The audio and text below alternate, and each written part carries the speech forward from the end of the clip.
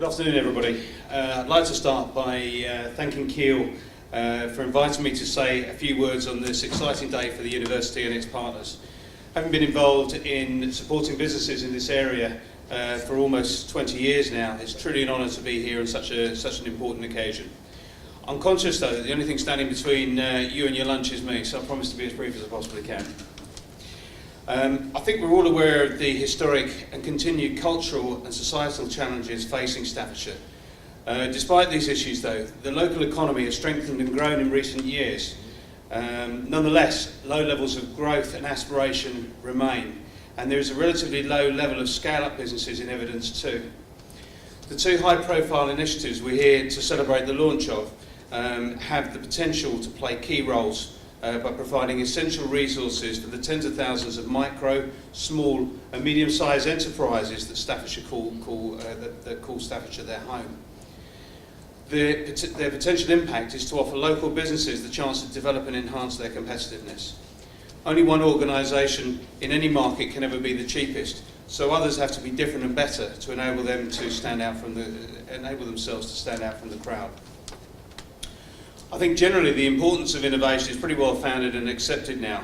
Indeed, it's been a characteristic of the great visionary business leaders that this area has produced for over hundreds of years. But what is innovation? It's a pretty heavily used term and becoming ever more so. Doing a simple internet search check yields over 100 million results within less than half a second, providing innumerable definitions. Many of you, I think, will probably have your own favourite, but in the context that we're here today, I like the American Society for Quality's version, which is the successful conversion of new concepts and knowledge into new products, services or processes that deliver new customer value in the marketplace. I think that's quite appropriate for what we're trying to do here. The definition links well to the subject we've been asked to share a few thoughts on today as well, namely the importance of innovation in the development of a knowledge-led economy. Quite a subject to cover in 5 minutes or so. So what is this? What is a knowledge-led economy and why is it desirable? There's four well-established broad categorisations of business that have been identified in the evolution of industrial economies. Firstly, we have labour-intensive businesses, characteristic of many enterprises in the current low-cost economies where average wages are low. Rather than investing in technology, organisations tend to employ more human resources when needed. The trouble is that average sales per employee are very low, typically between £20,000 to £40,000 per employee. Clearly, it would be very difficult for enterprises in developed economies such as the UK to survive at these low levels. So secondly, we've got material-intensive businesses. As the name suggests, they produce a higher content of material and have a corresponding lower level of labour when compared with the previous group. Products produced can contain high-value components, but generally require minimal labour and further processing to create the finished item. Again, our research shows that turnover per employee is often relatively low, typically in the range of £40,000 to £60,000. The third broad categorisation is machine-intensive businesses. These capital-intensive organisations have high fixed costs, which can make them vulnerable in a sector or economic downturn. But they do add more value and produce higher average sales per employee, typically in the £60,000 to £100,000 range.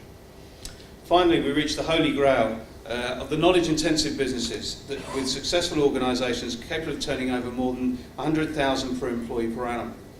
And in many cases, much more than this.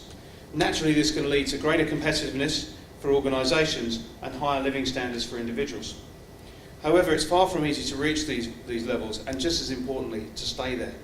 The advent of the new era, becoming commonly known as Industry 4.0, or the Fourth Industrial Revolution as it's sometimes referred to, adds additional opportunity, challenge and complexity in various forms. This includes developments such as cyber-physical systems, controlling and monitoring entire value chains over the life cycle of product production. Intelligent real-time network factories. Employers will only need to configure and monitor planning and control systems. Ad hoc availability of relevant data and optimised value streams on demand. And the ability to better manage the complexity of individual products, as well as shortening development and delivery times. amongst other many other new issues facing businesses. This backdrop means that the new Keele deal investment will be essential to help our local businesses succeed in this changing and fast-moving environment, and the successful deployment of innovation will be critical. One of the headline stated aims of the initiatives is to grow a positive culture of innovation and research in the area. This is clearly much more than a nice-to-have ambition. Continuous improvement, although important, will not be enough to achieve the step changes in performance and practices required. Rather, the ability of the deal to help harness creativity, entrepreneurialism and leadership to inject innovation in the form of key areas such as flexible processes, development of intellectual property through new and enhanced products and services, innovative design, business differentiation and refinement of agile business models in the face of ever-shortening product and service life cycles will all be key to making individual enterprises and the overall local economy globally competitive. There are many fantastic large and small businesses in Staffordshire, as we well know, and the area of course enjoys a rich heritage. However, our own experience of working with scores of local businesses for more than 20 years to become more innovative and competitive, as well as the many reports and studies undertaken on the area, show that much more needs to be done to raise productivity and to allow the area to achieve its potential, helping businesses and individuals to achieve more than they ever thought possible.